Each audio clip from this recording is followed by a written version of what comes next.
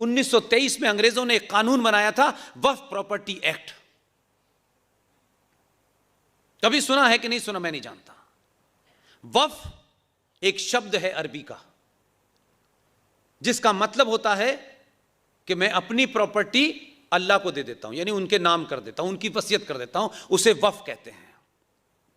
उसके ऊपर 1923 में अंग्रेजों ने एक वक्फ बोर्ड बनाया था और उसके अंदर इस किस्म की प्रॉपर्टी को मैनेज करने का था कि ये मुसलमान अपनी प्रॉपर्टी अल्लाह को देना चाहते हैं तो अल्लाह के नाम कर दें। वो अब ये अजीब मजाक है, अल्लाह है नहीं, उसकी प्रॉपर्टी है, अल्लाह के नाम पे मजा ले रहे हैं। तो 1923 में वहां से चला, फिर 1956 में फूल वाले चाचा ने उसमें अमेंडमेंट कर दिया। और आप देखिए उसमें क्या जघन्य अपराध हुआ है। आपके शहर में भी हैं ऐसे लोग, हरियाणा में हैं, पंजाब में हैं, राजस्थान में हैं, दिल्ली में हैं। यह किसकी जिम्मेदारी थी कि इन चीजों के बारे में समाज को जागृत करते हैं? अरे बता देते। मैं आपको इसलिए नहीं बताने आया हूं कि आप कल, मैं बता करके अपने जीवन में मरने से पहले उस पाप से बचना चाहता हूं कि जो मुझे पता था मैंने किसी कारण से दूसरों को नहीं बताया। बाकी आपकी जिम्मेदारी, आप बताएं ना बताएं, आप आजाद हैं। इस गिल्ट में नहीं रहना चाहता मैं कि जो मैं जानता था मैंने नहीं बताया कि यार मैं क्यों बताऊं, मेरा क्या फायदा है, मैं क्यों अपना टाइम बर्बाद करूं। 1905 में आने से पहले आपको पता है 56 के बाद 85 में क्या जघन्य अपराध हुआ। जब भारत और पाकिस्तान का विभाजन हुआ था तो हजारों मुसलमान यहां से अल्लाह मियां के देश में बसने के लिए भाग गए थे कि हम पाकिस्तान जाएंगे। चले गए थे वो लोग, उनकी यहां प्रॉपर्टी बहुत सारी खाली पड़ी थी पूरे पंजाब, क्योंकि आपका पाकिस्तान में किसी का जाना नहीं हुआ होगा, मैंने 12 साल नौकरी की है। अरबों अरबों खरबों की प्रॉपर्टी। लाहौर तो बहुत रिच जगह थी, और लाहौर किसके नाम पे बना हुआ है? भगवान राम के पुत्र लव और कुश के नाम पे लाहौर बसा हुआ है। भगवान राम के बालकों के नाम पे जो शहर है वहां दिवाली नहीं मनती, यहां मनती है। उस लाहौर में खरब खरब पति थे हिंदू। पंजाब की एक मंत्री थी इस सरकार में, मोदी सरकार में, उनके एक ओएसडी हमारे दोस्त हैं, वो जाना चाहते थे, मैंने वीजा दिलवाया, मैंने कहा आ जाइए। वो गए, झंग नाम की एक जगह है पंजाब में, उन्होंने अपना घर पहचान लिया। मैंने कहा रोना धोना कम करना यहां। वो चले गए घर पे, आंसू निकलने लगे उनके। और उस घर में मैंने बताया कि ये इनका घर है, ये मेरे दोस्त हैं, ये मिलने आए हैं आपसे, ये अपना घर देखना चाहते हैं, इनको अपना घर पता चल गया है। उस घर में बच्चियां मालूम है क्या कह रही थी? ये जरा सोचिए कि उस आदमी के सीने पे क्या असर हो रहा होगा। उनका भाईजान, ये आपका घर है, आप लोग बड़े अमीर थे क्या? अब ये अपने घर के भावुक हो गया बेचारा ओएसडी। उसने कहा कि यहां तो हम जब भी कोई दीवार में कुछ भी कील ठोंकते हैं, दीवार टूट जाती है, उसमें से हमें चांदी की अशर्फियां मिलती हैं। कहीं हम यहां गड्ढा खोदते हैं, हमें यहां सोना मिलता। उस बच्ची के लिए एक एक एक एक एक, एक अजीब सा सरप्राइज था ये कहना। लेकिन उससे पूछो, उसको सब पता है। ऐसे रिच मकानों को जो यहां से मुसलमान गए थे उनको लाहौर में जगह दे दी। आपके यहां इंदिरा गांधी ने ये मर्दानगी का काम किया था। उसने कहा कि दिल्ली पंजाब में जहां जहां से मुसलमान गए हैं, ये हिंदू जो यहां से आए हैं, इनको इनकी प्रॉपर्टी दे दो, इसमें बसा दो। ठीक है, फेयर इनफ। 84 में उनकी हत्या हो गई। मुसलमानों ने राजीव गांधी से एक ही डिमांड रखी, और मैंने कहा कि उस दौर में तो हम भावुकता में ऊपर उठे हुए थे ना। बीजेपी की स्थिति पार्लियामेंट में एक फूल दो माली वाली थी।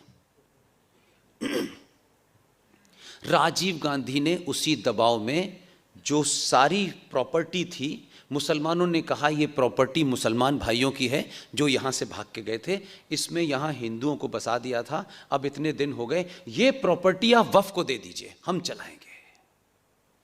वो अरबों खरबों की सारी प्रॉपर्टी दिल्ली पंजाब राजस्थान में मुसलमानों को वक्फ की दे दी। जो हिंदू उसमें फ्री में रह रहा था, आज 50,000 रुपए वक्फ बोर्ड को दे रहा है, और किराया वो निर्धारित करेंगे भारत सरकार का, कोई उसमें कुछ नहीं चलेगा। उसमें बदलाव हुआ, नरसिम्हा राव आए, बाबरी मस्जिद ने हमारी मुसीबत कर दी। बाबरी मस्जिद के दबाव में 1995 में वक्फ प्रॉपर्टी एक्ट में फिर फर्दर अमेंडमेंट कर दिया। इसलिए वो मुसलमान जिनको आप कहते हैं ये पंचर जोड़ने वाला है, ये फलाना है, अपने 1000 साल के एजेंडे को लेके चलता है। उसको मालूम है कि पंचर की दुकान राष्ट्रीय राजमार्ग में खोलने में फायदा है, मल्टीपर्पज से काम आएगी। उसका एजेंडा समझिए। आपके सामने घटना घटती है, आप उसे इग्नोर करना चाहते हो। नेशनल हाईवे पे जितने होटल बने हैं उनके नाम सुनेंगे, जय माता दी, और है अल्लाह मियां के पास। आपको पता ही नहीं है 1971 वॉर में, 65 वॉर में एक आदमी रामपुर में 10th क्लास में पढ़ता था। 65 वॉर में रामपुर कैंटोनमेंट एरिया से जब फौज जा रही थी, उसने लोगों के साथ 20-25 लड़कों के साथ मिलकर सड़क खोद दी थी। उस जमाने आईबी नहीं थी, इंटेलिजेंस ब्यूरो नहीं बना था। जो डिस्ट्रिक्ट मजिस्ट्रेट होता था, वहां के डिस्ट्रिक्ट मजिस्ट्रेट मिस्टर सहाय थे। उस लड़के ने मिलकर, मैं 65 की बात बता रहा हूं, उसने सड़क खोद दी। आदमी के, आर्मी का जो कन्वॉय था वो घंटों रुके रहे। 10वीं क्लास का लड़का था। सहाय साहब ने उसको अरेस्ट किया। दिल्ली से ऑर्डर गए कि इसको शूट कर सकते हैं आप, लेकिन सहाय साहब ने यह सोच के कि यंग लड़का है, गलती हो गई होगी, उसकी धुनाई तबीयत से की, और फिर यह कहा कि 24 घंटे में शहर छोड़ दो तुम। ये कोई मामूली लड़का नहीं है। वो आदमी रामपुर से भागा, रातों रात अलीगढ़ आया। अलीगढ़ मुस्लिम विश्वविद्यालय तो दूसरा पाकिस्तान है, आपको पता ही है। वो वहाँ रहा, वो बड़ा हुआ, वो पढ़ा, वो इस देश की नपुंसक राजनीति का हिस्सा बनते हुए समाजवादी पार्टी में बना, और जिसका नाम है आजम खान। वो आपकी सत्ता के शीर्ष पे चला गया, क्योंकि हम जानना नहीं चाहते। इसलिए नेशनल हाईवे पे पंचर की दुकान भी खुल रही है तो वहीं खुल रही है, मैकेनिक की दुकान भी वहीं खुल रही है, कि इसी आपदा के समय रात में किसने खोदा किसे पता चलेगा। एक्सप्रेस वे तो आप बना रहे हैं, इस एक्सप्रेस वे पे कौन सी विचारधारा चलेगी इसको भी तो तय करिए। इसलिए 95 में क्या हुआ, आप चुप रहे। यहां भी 2013 में वक्फ प्रॉपर्टी कानून भारत की संसद में रख के पास कर दिया गया। आप नहीं बोले, आप नहीं बोले। महंगाई पे बाजार बंद, जीएसटी बढ़ गया, बाजार बंद, इनकम टैक्स कम दो इसलिए काम नहीं करेंगे। हम यही करते रहे ना, यही किया। 2013 में भारत की संसद में वक्फ प्रॉपर्टी कानून को एक कानून बना दिया गया। आपको बताऊं, आप सुनना चाहते हैं? सच में वक्फ प्रॉपर्टी एक्ट 2013 के तहत उस कानून में ऐसे प्रावधान कर दिए गए हैं कि ये जो हॉल है आपका, ये सरकार का होगा या किसी प्राइवेट आदमी का होगा। वक्फ प्रॉपर्टी बोर्ड अगर सिर्फ ये लिख के भेज दे कि ये हॉल वक्फ प्रॉपर्टी पे बना हुआ है, आपको नोटिस भी सर्व नहीं होगा। एज पर द कानून नोटिस सर्व नहीं होगा। एक आदमी आएगा और ये कहेगा भाई इसको खाली करो, हटाएं इसको। आप पूछेंगे क्यों? बोले कि आपकी प्रॉपर्टी नहीं है। जो ये कह रहे हैं कि ये वक्फ प्रॉपर्टी पे है, आपके कानून के तहत उसे प्रूफ नहीं देना, उसे सिर्फ कहना है। धक्के दे करके बाहर निकालेगी, सब बंद करके ताला लगा करके वक्फ प्रॉपर्टी वालों को चाबी दे देगी। आप बड़े कानून, उसूल, मर्यादाओं से चलने वाले महान नागरिक हैं देश के। आप अपने कागज लेके जाएंगे, उस कानून के तहत हाई कोर्ट इसकी सुनवाई नहीं कर सकता। आपसे कहा क्या गया है, क्योंकि आपको सोने की आदत है, सोइए। यह कहा गया है कि आपको अपनी लड़ाई लड़ने, अपने कागज लेके वक्फ प्रॉपर्टी का जो बोर्ड है उसके ट्राइब्यूनल में अपील कीजिए। अब आप मुझसे पूछ सकते हैं कि इस बात में क्या सत्यता है, ये मन में आपके आ रहा होगा, आपको लग रहा होगा कि इतनी चौंकाने वाली बातें हैं, हमें कैसे नहीं पता, हम तो रोज टाइम्स ऑफ इंडिया पढ़ते हैं, हम तो रोज 1 घंटे टीवी देखते हैं। यही आपको लगता होगा ये सारी बातें मुझे ही क्यों पता हैं? जाइए घर पे वेरीफाई करिए। कल भी मैंने कहा और आज फिर कह रहा हूं,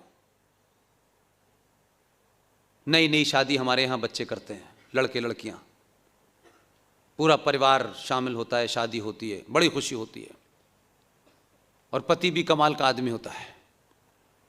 अपनी अच्छी खासी पत्नी को, जिसके साथ अभी जीवन उसने शुरू किया है, सबसे पहले उसे ताजमहल दिखाने ले जाता है।